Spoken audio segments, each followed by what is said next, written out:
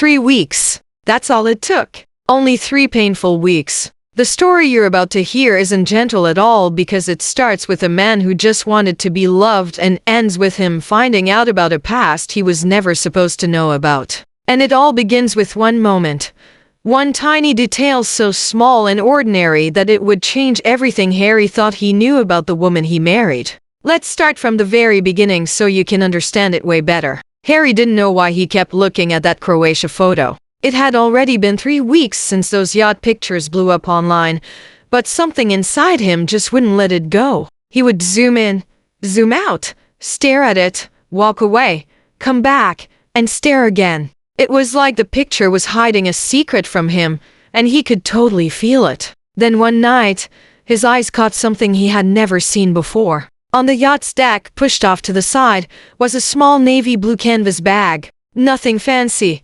Nothing flashy, but the gold letters on the front hit him like ice water. Soho House. Harry's stomach dropped. This wasn't just some rich person's yacht. It was a Soho House member yacht. The same elite members-only club Meghan had been part of for years. The same place where every room, every event, every dinner, every whisper meant power. And suddenly, something that once seemed like a coincidence didn't seem like one anymore. Harry felt his chest get tight. He knew he wasn't going to sleep until he figured out what this meant. So he opened a new tab and with shaking hands typed 3 names that had never seemed suspicious to him until now. Soho House, Marcus Anderson, Meghan Markle. The search results loaded and Harry's blood went cold. Harry always thought Marcus Anderson was just Meghan's quirky friend from Toronto.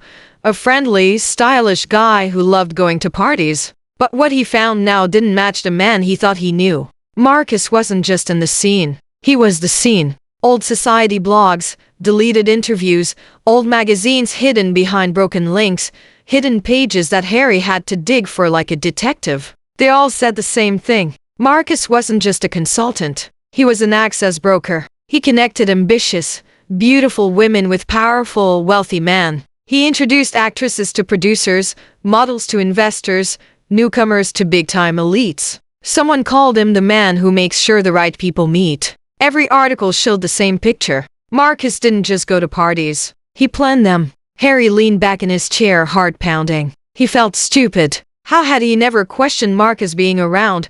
The front row seat at their wedding, the whispered talks, the weird feeling that Marcus was always nearby. But then the truth hit him even harder. What if Marcus wasn't just Meghan's friend? What if he was her handler? Harry clicked another link, an old photo collection from Toronto's social scene. The next 6 hours would change everything he believed about his wife, his past, and even the story of how they met. Harry didn't want to believe any of it. Every part of him hoped he was getting it wrong. That the photos, the connections, the timelines were just weird coincidences. But that hope fell apart the moment he picked up the phone. Late at night, when the house was quiet and Meghan was asleep, Harry called someone he hadn't talked to in years. A former Soho House member from his London party days. Someone who knew that world better than anyone else.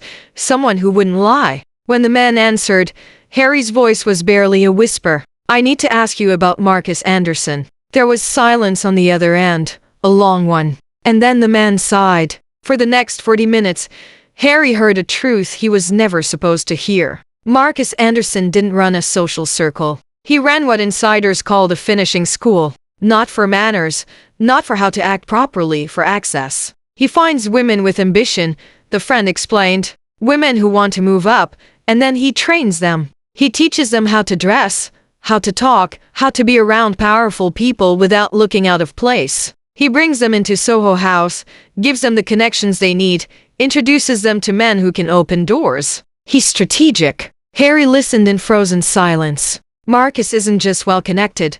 The man kept going. He has access to calendars, to event lists, to private guest lists. He knows where certain people will be and when, and he uses that information to create opportunities. Harry stared at the wall, the pieces clicking together. Marcus had been at polo matches in 2013, charity events in 2014, events in London where Harry showed up in the background. Always close, always watching, always connected. And Meghan, she'd been a student in Marcus's school long before Harry came into the picture. That was when the friend said something that made Harry's stomach drop.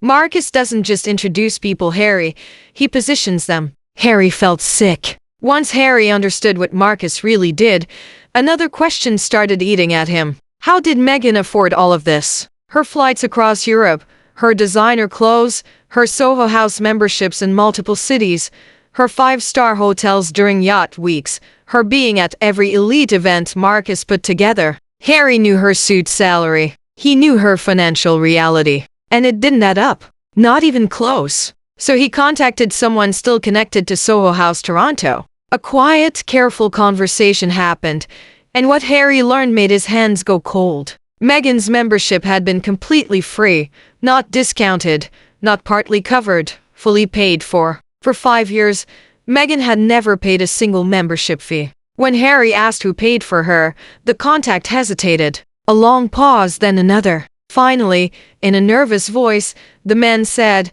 Marcus has ways of making sure certain women have access. Corporate accounts, anonymous approvals, no questions asked. Someone had been investing in Meghan. Someone had been paying for her to rise. Someone had been funding her change from a cable show actress into a global socialite who fit perfectly into elite rooms. Harry grabbed a pen and started doing the math. Flights between Toronto, New York, London, Istanbul, Barcelona, Miami. Designer outfits for every event. Soho House lifestyle costs. Yacht week places to stay. Hair, makeup, luxury styling. The total hit him like a punch. $70,000 a year. And Meghan's income couldn't have covered even half of that. Someone had been backing her climb. And once Harry saw the money trail, he couldn't unsee it. By now, Harry felt like his entire life had been rewritten behind his back. But nothing prepared him for what came next. One morning, he did something he hadn't done since the wedding. He went into his office, opened a drawer, and pulled out the official wedding guest list. All 600 names neatly organized into categories by his team and Meghan's. He never paid attention to Meghan's side before. He trusted her, but now he looked with new eyes, and what he found destroyed whatever innocence he had left. Marcus Anderson, front row. Jessica Mulroney, Soho House regular. Misha Nanu, arranged a blind date, also a Soho House member.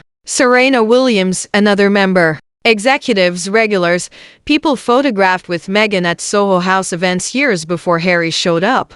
Harry grabbed a highlighter, then another, then another. Out of 200 guests on Meghan's side, over 60 were directly tied to Soho House. These weren't childhood friends. They weren't co-workers. They weren't Hollywood colleagues. They were her network. The very people who watched her climb through the system Marcus built. Then Harry saw a photo from the reception. Marcus standing with 4 Soho House executives, all holding champagne, all smiling like people who had completed a mission. Harry realized something he wished he could unrealize. His wedding wasn't a celebration of love. It was a summit. A gathering of the network that built her.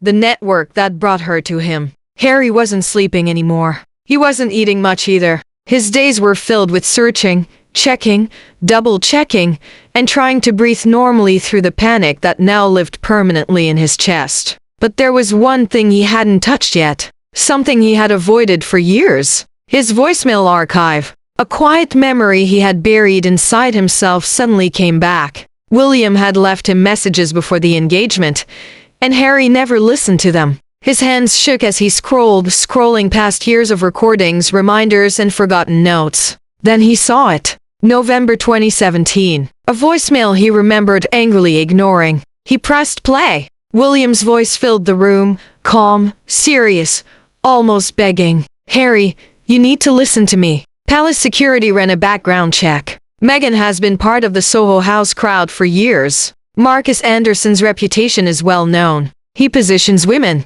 She's been photographed with men from your world since 2014. This isn't random. Please look into this before you propose. Harry froze. He replayed it. Then he replayed it again. His brother wasn't jealous. He wasn't trying to control him. He wasn't judging Meghan. He had information. Harry found 2 more voicemails. In one, William said security found Meghan at events connected to Harry's charity donors. In another, he warned Harry again that Marcus had deep ties to Harry's circle. Harry had deleted those messages without listening, blinded by love, convinced that everyone was out to ruin his happiness. But William wasn't sabotaging him. He was saving him. And Harry had shut the door in his face. That realization broke something inside him. Harry lies awake most nights now, staring at the ceiling, replaying every moment of the past 10 years. Every smile, every coincidence, every introduction, every conversation that felt lucky. Was any of it ever real? Or was he simply the final piece of a long, carefully planned puzzle? The truth he once refused to face now whispers to him in the dark. Meghan didn't fall into his world. She climbed into it step by step, hand in hand with Marcus Anderson, funded, guided, positioned. And Harry, the boy who spent his whole life wishing someone would choose him for who he was, finally understood he hadn't been chosen. He had been targeted. And that realization is the nightmare he lives in now.